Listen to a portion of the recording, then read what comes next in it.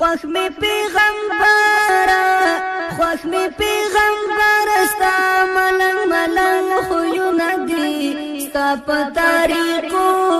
کې ډېر خوندونه دي ستا په طریقو پر تقوا ولاړه کورنۍ. درنو اوریدونکو ستاسو پام راړو د الحاج مولوي محمد یاسین فهیم صاحب پر تقوا ولاړې کورنۍ و خپرونو ته. ډېر خوندونه دي ستا په طریقو کې ډېر خوندونه دي. بسم الله الرحمن الرحيم. الحمد لله رب العالمين حمد الشاكرين. الصلاة والسلام على سيد الأنبياء والمرسلين سيدنا ونبينا وشفيعنا ومولانا محمد وعلى آله وأصحابه الطيبين الطاهرين. قدرمن اوریدونکو د ژوند د لارې د خپرونې مینوالو السلام علیکم ورحمة الله وبرکاته. ستاسو روغتیا او خوشحالي د پاک رب نه غواړم په دې هیله چې د صحت او عافیت جامې پر تن ولرئ او خوشحالي مو په برخه وي. دا دی زه محمد یاسین فهیم د ژوند د لارې د خپرونې په وړاندې کولو کې ستاسو په خدمت کې یم. زموږ د نن ورځې د خپرونې موضوع بیا هم پر تقوا ولاړه کورنۍ. قدرمنو اوریدونکو د دعوت پر ښوونکي د دعوت پر استاز او لارښود باندې د الله درودونه او سلامونه وي. موږ د محمد رسول الله صلی الله علیه وسلم د رسالت پر بنسټ نن سره یو ځای شوي یو. د هغه د نصاب او تګلارې له مخې له یو بل سره تړل شوي یو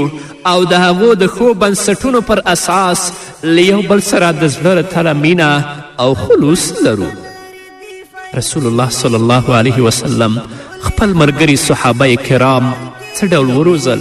له هغوی نه یې څنګه دومره لوړ او عظیم انسانان جوړ کړل؟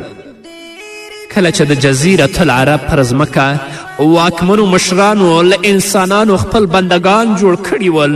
رسول الله صلی الله علیه وسلم راغی چې له دغه بدبخته ولس او امت نه یو عزتمن او ویاړلی ولس جوړ کړي. لکه چې الله په سورة الجمعه کې 2 آیت کې فرمایي هو الذي بعث في الأميين رسولا منهم يتلو عليهم آياته ويزكيهم ويعلمهم الكتاب والحكمة وإن كانوا من قبل لفي ضلال مبين. هغه ذات دی چې په امیونو کې چې عربان دی پیغمبر پخپله له همغوی نه راپاڅوه چې هغو ته دغه آیتونه ولولي، د هغوی ژوند سپیڅلی کوي، هغو ته د کتاب او حکمت ښوونه کوي په داسې حال کې چې له دې نه مخکې هغوی په څرګنده ګمراهي کې غورځېدلي ول. نو هر داعي چې د الله دین د الله رب العزت بندگانو ته رسوي باید د هغه نصاب او د هغه تګلارې له مخې د الله دین د الله بندگانو ته ورسوي څنګه چې هغه نصاب او تګلاره موږ ته محمد رسول الله صلی الله علیه وسلم پریښې او د هغې مطابق د الله دین د الله بندگانو په ځانګړې توګه صحابه و کرامو ته رسولی. دغه سپیڅلی دعوت یو ښه لارښود مرشد او اتل ته ضرورت او اړتیا لري. هوکې د دغې لارې لارښود مرشد محمد رسول الله صلی الله علیه وسلم دی، ځکه چې لا هم د هغه د سپیڅلي سنت پر بنسټ دغه قافله مخ په بره روانه ده چې په خوندي ډول خپل اصلي او ابدي ځای چې جنت دی هغه ته ورسیږي. یرغلګرو او استعماریانو داسې انګیرله چې د ښځو او د شرابو د جامونو پر مټ به زموږ پر ځوانانو یرغل وکړي او هغوی به له خپلې اصلي لارې او خپل اصلي رسالت څخه غلطې لارې ته ورټیل وهي. خو د الله تعالی اراده بل ډول وه. هغه غوښتل چې د خپل دین رڼا لاس تر برېښنه کړي. هغه ذات د استعمارګرانو چلونه، دوکې او بدنیتونه بیرته د هغوی پر ضد وکارول. ځوانانو د الله تعالی لورې ته مخه وګرځوله او هغه ته سر په سجده پرېوتل او د حال په ژبه یې داسې وویل ومما زادني شرفا وعزا وكدت بأخسمي الثريا دخولي تحت قولك يا عبادي وإن سيرت أحمدا لي نبيا. هغو شیانو له ډلې چې زما ویاړ او بره مې لا پسې زیات کړل داسې چې نږدې وه پر ستورو پښه کېدم دا وه چې د ای زما بندګانو په ډله کې ورداخل شوم او احمد مې خپل پیغمبر ومانه نن ورځ هم ظالمان یرغلګر او استعماریان دا کوشش کوي چې د ښځو او د شرابو د جامونو پر مټ زموږ ځوانانو باندې یرغل وکړي او هغوی له خپلې اصلي لارې او خپل اصلي رسالت څخه غلرې لارې ته وهڅوي ځینې ځوانان چې هغوی د الله د دین نه خبر نه ول ایمان ضعیفه و د مادیاتو شوقمن او هیلهمن ول د استعماریانو او د یرغلګرو دې دعواو ته او بلنې ته هغوی لبیک وویلې د الله د دین نه لرې شول د اسلام مستقیمه لارې پرېښودله ځانونه په هلاکت او په بدبختي کې وغورځول اما هغه کسانو هغو ځوانانو چې د هغو مینه د الله سره وه د هغو مینه د الله د دین سره وه د هغو مینه د محمد رسول الله سره وه د هغو مینه د قرآن سره وه کله هم د یرغلګرو او استعماریانو په دې دوکه او د دې چلونو کې راګیر نشول د هغو په جال کې ځان ونه غورځول بلکې د هغوی په مقابل کې ودرېدل د هغو هغه غرور او د هغو هغه کبر کاسه یې نسکوره کړه او هغو ته داسې ځوابونه ورکړل چې تاریخ نن هم او زرهاو کاله وروسته به بیا هم پر دې باندې شاهد وي نو الله دې زموږ ځوانان په خپل دین باندې قائم او دایم ولري الله دې د هغو په زړونو کې خپلې مینې پیغمبر مینې او د قرآن مینې ته ځای ورکړي چې کله هم د داسې مفسدینو په جال کې پرې نه وځي بلکې هغوی ته داسې ځوابونه ورکړي چې تاریخ او خپله دوی په دې باندې بیا اقرار وکړي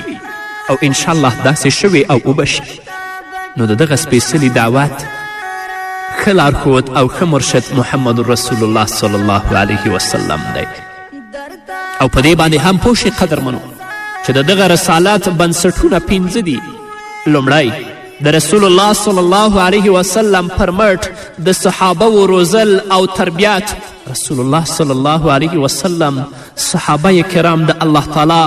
او د هغه د رسول په مینه داسې وروزل چې د دغې مینې په لاره کې ټوټې ټوټې شول خو خپله دغه سپېڅلې او تلپاتې مینه یې پرې نه ښودله دویم صحابو ته د عمل او زړورتیا روزنه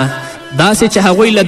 دنګو برجونو او قلاګانو او دیوالونو نه ور واوښتل او خپل ځانونه یې د هغو تورو څوکو ته مخامخ کړل چې دوی یې توکړې کړل دوی دا ټول د الله د رضا او جنت ته د ننوتلو په خاطر دریم صراحت او وضاحت څلورم نرمښت او ملګرتیا دا نو د رسول الله صلی الله علیه وسلم هغه صفت و چې د خپل دعوت له لومړۍ ورځې یې ټولو ته څرګنده کړه هغه خپل دعوت په ډیرې نرمي محبت او عشق سره مخته یوړ پنځم بنسټ هغه د صحابه هوډ او عزم دومره لوړ وروزه چې دنیا ورته هیڅ هم نه ښکاره کېدله چې حقیقت هم همداسې دی نو قدرمنو اوریدونکو لومړنی اصل تر ټولو لوړ او ستر اصل او بنسټ دی چې رسول الله صلی الله علیه وسلم د همدغه اصل پر مټ مدینې ته راغی ځکه چې هغه خپل صحابه داسې روزلي ول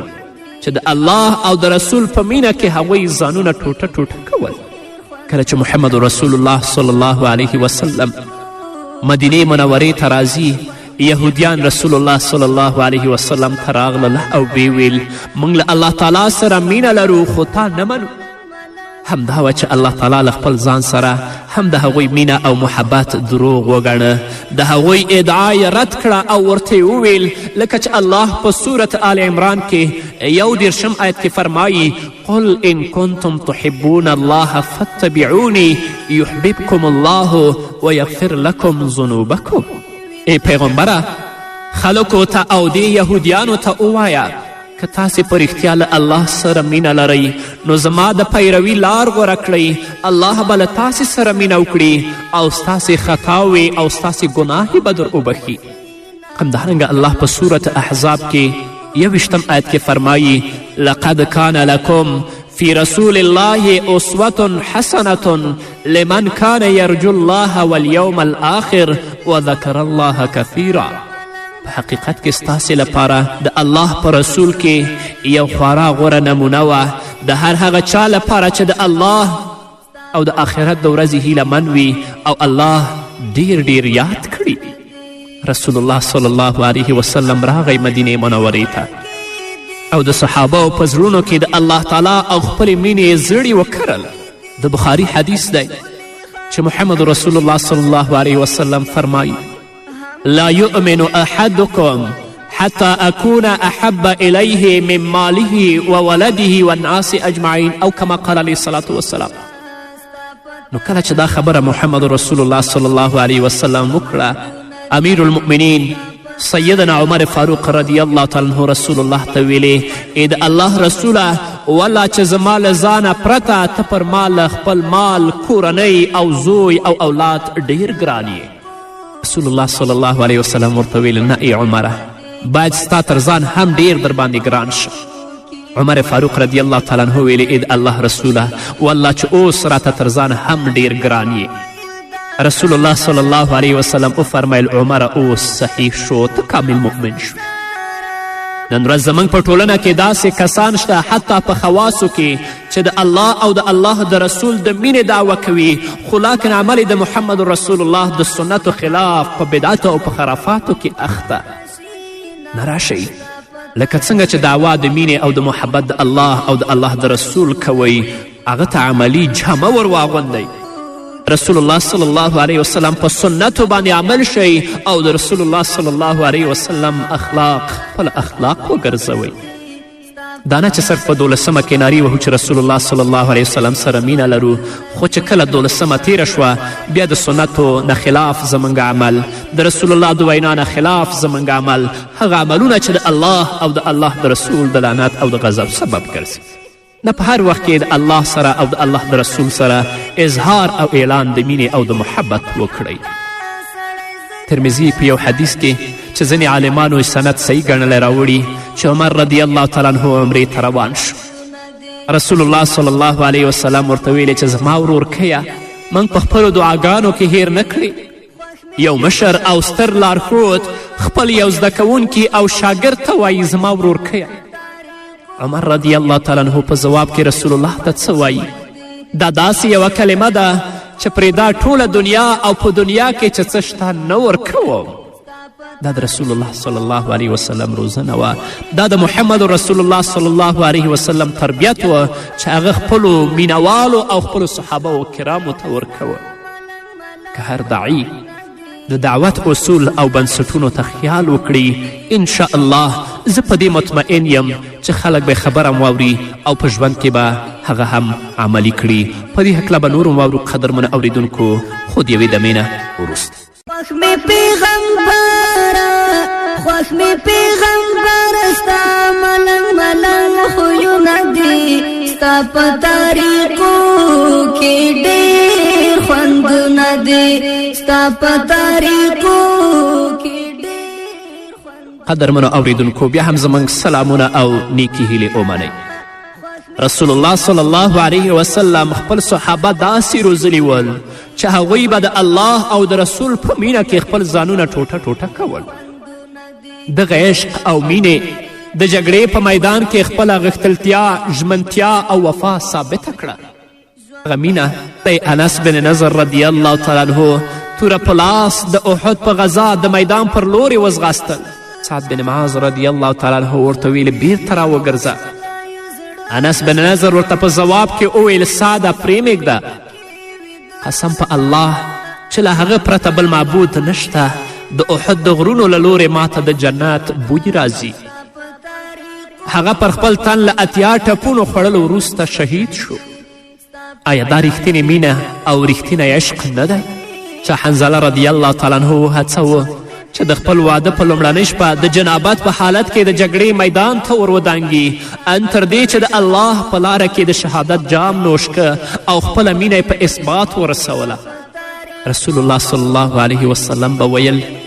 په الله قسم ما په رښتې او ملائکې ولیدې چې د ځمکې او آسمان په منځ کې حنظله ته غسل ورکوه.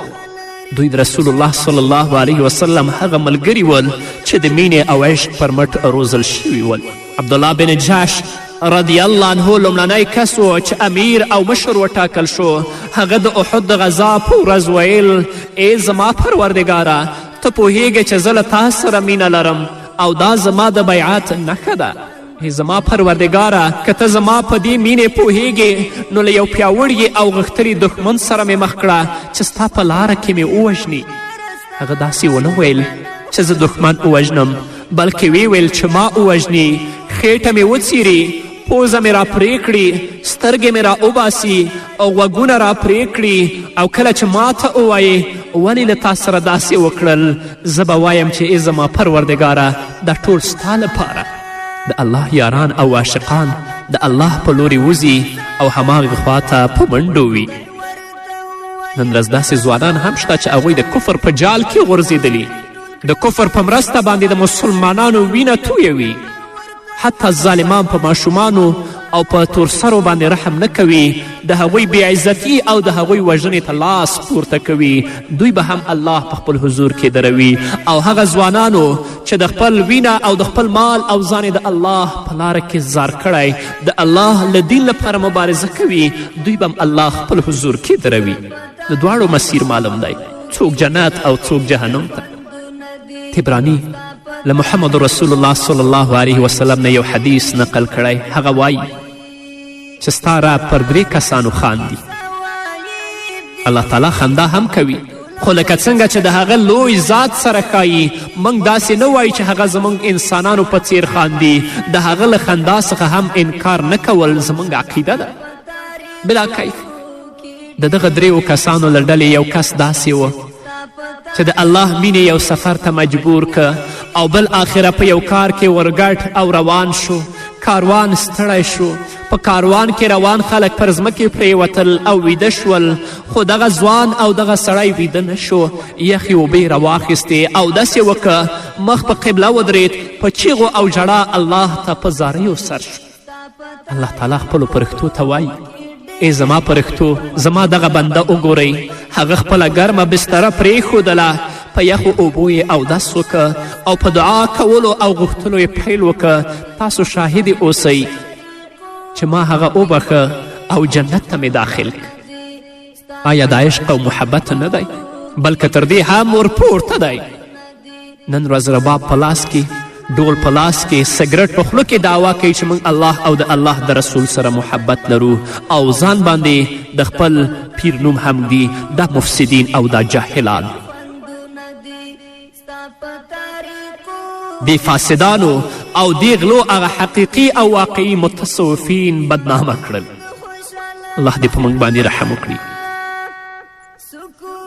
یو داعي په خپلو یادښتونو کې او په خپل کتاب کې لیکي چې یو ځوان د سعودي نه لندن ته ولاړ.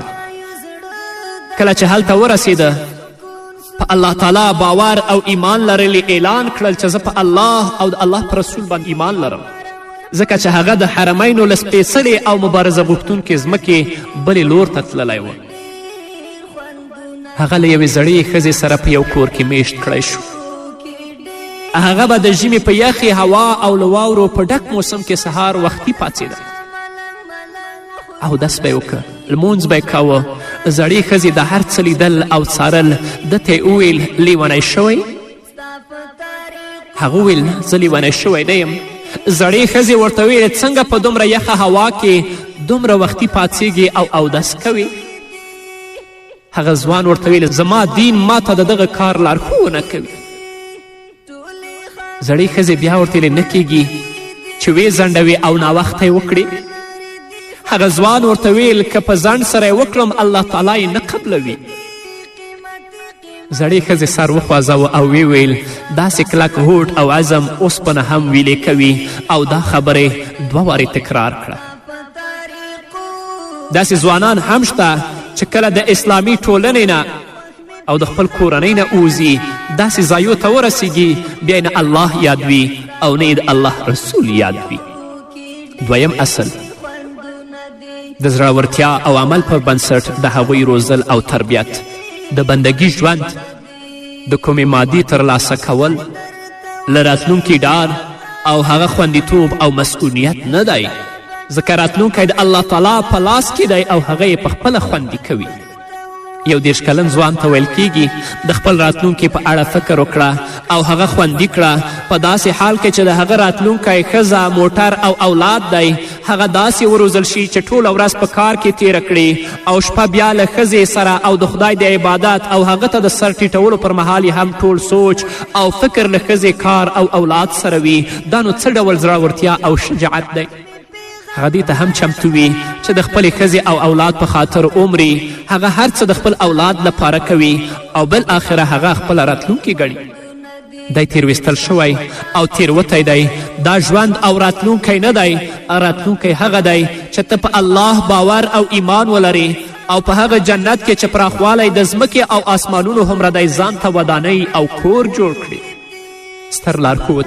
خپل زده کوونکي د الله تعالی لپاره د ځانونو پلورلو ته وهڅول او همدا یې وروزل لکه چې الله په سورت توبه کې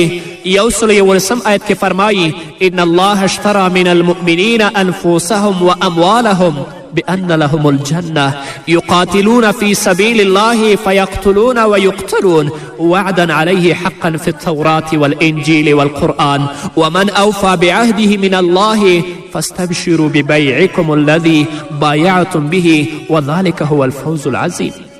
حقیقت دا دی چې الله له مؤمنانو څخه د هغوی نفسونه او د هغوی مالونه د جنت په بدله کې پیرېدلی دي هغوی د الله په لاره کې جنګیږي نو وژني او وژل کیږي له هغو سره د جنت وعده د الله پر زما یوه کلکه پخه وعده ده په تورات او په انجیل او په قرآن کې او څوک دی چې له الله نه زیات د خپلې ژبنۍ پوره کوونکی وي نو خوښ اوسئ په خپلې دغې سودا چې تاسې له الله سره کړې ده همدا تر ټولو ستر بریالیتوب دی علامه ابن قیم رحمه الله د دغه آیت په مفهوم کې وایي الله تعالی له اسمان څخه حکم وکړه جبرائیل علیه السلام ځمکې ته ښکته او رسول الله صلی الله علیه وسلم ته یې وسپاره د دغه ژمنلیک متن داسې دی چې په حقیقت کې الله تعالی پیرودلی دی صحابه و کرامو د خپلو ځانونو په پلورلو الله تعالی او د هغه رسول صلی الله علیه وسلم سره خپله مینه او بیعت په اثبات ورسوه رسول الله صلی الله علیه وسلم وویل له هر هغه څه نه چې خپلې ښځې بچیان او مالونه مو ساتئ ما هم ترې وساتئ صحابه وویل که مو دغه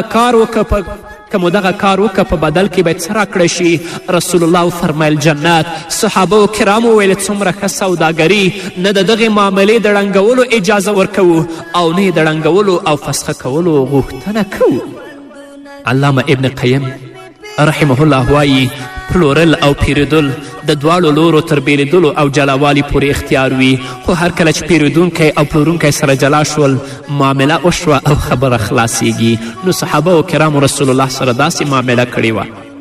د دوی په هکله به قدرمنو اوریدونکو نورم اورو خو هغه په نورو خپرونو کې نو دا وه زموږ د نن ورځې خپرونه چې ستاسو درانه حضور ته وړاندې شوه تر بلې خپرونې پورې چې زه بیا هم ستاسو درانه حضور ته راځم تاسو ټول په پاک رب سپارم پاتې ژوندم نیکمرغه ښاد بریالي او کامیاب اوسئ ډېر درنې دي قیمتي دینه ستا په طریقو کې ډېر خوندونه دي ستا په طریقو کې ډېر خوندونه دي خوښ مې پیغمبر ستا ملنګ خویونه دي ستا په طریقو کې ډېر خوندونه دي ستا په طریقو کې ډېر خوندونه دي خدای درته وویل دا غاره درته به ټول کړم سره زاره خدای ورته وویل دا غاره درته به ټول کړم سره زاره تا ورته وویل غریبي مې خوښه شي نه ستا په طریقو کې ډېر خوندونه دي ستا په طریقو کې ډېر خوندونه دي خوښ مې پیغمبر ستا ملنګ خویونه دي ستا په طریقو کې ډېر خوندونه دي ستا په طریقو کې ډېر خوندونه دي ستا عادتو کې سوایب دي ټول عجایب او غرایب دي لهی محبت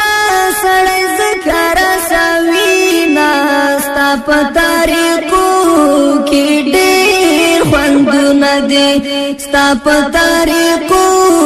کې ډېر خوندونه دي خوښ مې پیغمبر ستا ملنګ ملنګ خویونه دي ستا په طریقو کې ډېر خوندونه دي ستا په طریقو کې ډېر خوندونه دي ستا په طریقو کې ډېر خوندونه دي خوښ مې پیغمبر ستا ملنګ ملنګ خویونه دي ستا په طریقو کې ډېر خوندونه دي ستا په طریقو کې ډېر خوندونه دي خوښ مې پیغمبر ستا ملنګ ملنګ خویونه دي ستا په طریقو کې ډېر خوندونه دي ستا په طریقو کې